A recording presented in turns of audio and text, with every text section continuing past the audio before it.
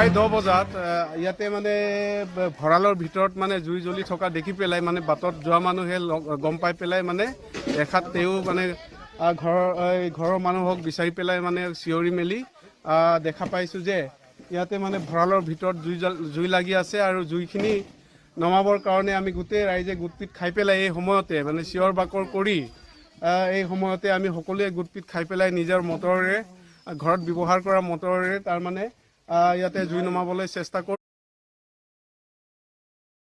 আৰু জুইটো নমোৱাৰ পাছতে প্ৰায় আধামান জুই সমাপ্ত হৈছে। সেই সময়তে মানে আমি ফায়াৰ ব্ৰিগেডৰ মানুহ মাতি পেলাই ইয়াত মানে শেহতীয়াকৈ মানে আমি জুই নমোৱা ব্যৱস্থা কৰিছোঁ আৰু সেই ঘটনাটো সঠিককৈ আমিও ক'ব নোৱাৰিলোঁ যে জুইটো কেনেকৈ লাগিল সেই কথাটো আমি ভালকৈ গম নাপালোঁ।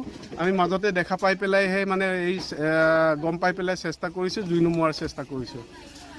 আৰু ইয়াতে প্ৰায় ডাঙৰি ইয়াত মানে 5ৰ ওপৰত আছিলে 2 বছৰৰ ধান পুৰণা 2 বছৰৰ আগত মানে আজি 2 বছৰৰ আগতে মানে ইয়াত যিখিনি ধান জমা কৰা আছিলে সেইটো প্ৰায় 1200 মান ডাঙৰি পাইছিলে। 1200 ডাঙৰিৰ পৰা মানে প্ৰায় মানে 500 মান ডাঙৰিয়ে মানে আমি মৰণা মাৰি মেলিখিনি খোৱা হৈছে। আৰু ইয়াতে আৰু এতিয়াও আৰু 2-4 দিনৰ আগতে ইয়াতে মৰণা মাৰি পেলাই মানে 150 ডাঙৰিমান আকৌ মৰণা মাৰি পেলাই আমি ইয়াতে জমা কৰা আছিলে, সেইখিনিও গোটেই সমলি জ্বলি শেষ হৈছে। গতিকে ইয়াত বিভাগীয় সকাহ এটা দিলে ভাল পাম। নিশ্চিতভাৱে আমি চেৰপাই ৰাইজ, চেৰপাই মানে নামনি চেৰপাই 2 নং নামনি চেৰপাই গাঁৱৰ সকলো ৰাইজ আজি গোটপিট খাই পেলাই আমি সকলোকে আপোনালোকক আমি কাটৰ অনুৰোধ কৰিছোঁ যাতে এই যিটো ঘটনা ঘটিছে সেই ঘৰত আহি পেলাই অন্তত আমাক দেখা দিলে নিশ্চয়কৈ আমি ভাল পাম। এই ঘটনাটো প্ৰায় 9:30 বা 10টা ওচৰা-ওচৰিত আমি বৰকৈ মৰম মানুহ নাছিলে মানে জ্বলি উঠিছে। তাৰপিছত জ্বলি ৰাইজে কিছুমান আহি ইটো প্ৰাথমিকভাৱে ৰাইজে অলপ সহায় কৰিলে, ইটো পুৰালত নেলাগিলে। তাৰপিছত ফায়াৰ ব্ৰিগেড আহিলে আপোনাৰ আধা ঘণ্টাৰ পাছত। আমাৰ হাবাতৰিত সোনকালে মাতিব পৰা নাই ভৈয়াতুৰৰ ৰাইজে মানে বোৱাৰী মানুহ আছিলে ঘৰত, তেনেকৈ নাছিলে। তাৰপিছত প্ৰায় দানটো 500 কিবা ডাঙৰিৰ ওপৰ আছিলে। আমাৰ যৌথ পৰিয়াল হয়, 10-15 জনীয়া মানুহ। কিন্তু আমি বেছি খেতিৰ ওপৰত আমি নিৰ্ভৰ কৰোঁ। আৰু তেতিয়া জুইটো এনে ধৰিব নোৱাৰিলোঁ কোনে, মাজত যেতিয়া চব মানে তল চাইডত যেতিয়া জ্বলি উঠিছে ভিতৰৰ পৰা ওপৰলৈ, তেতিয়া ৰাইজে মানে পোহৰৰ বাক কোনোবাই দেখিছে।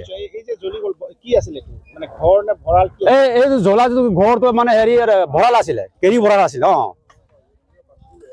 ঘটনাটো ক'ত হৈছে?